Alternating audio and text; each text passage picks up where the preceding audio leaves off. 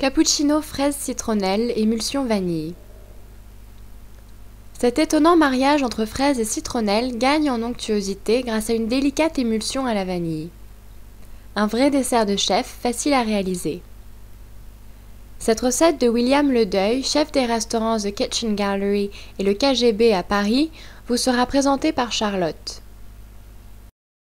Comment est-ce que je vais réussir à faire tenir à la fois ma soupe, l'émulsion, le sorbet par-dessus sans que tout se casse la figure avant de le servir à table?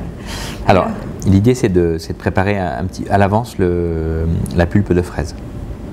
La pulpe de fraise, c'est pour la soupe? C'est pour la soupe. D'accord. Et ça, en fait, vous la préparez à l'avance.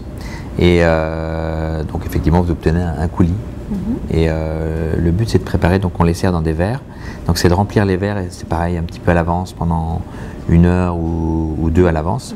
Ce qui fait que la pulpe va se solidifier un tout petit peu, entre guillemets, hein, mais je veux dire, elle va s'épaissir.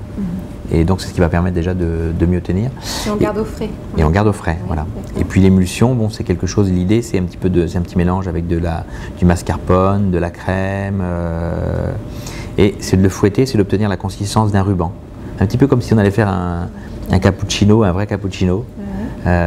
Donc c'est de la consistance d'un ruban, et c'est ce qui fait que ça va tenir sur la pulpe de fraise. Le ruban, il ne faut pas aller au-delà, parce qu'après c'est trop épais, on arrive sur la chantilly. Oui. Voilà, Oui, voilà. Donc vous avez quelque chose qui est très onctueux à la cuillère. Et vous le faites au fouet électrique?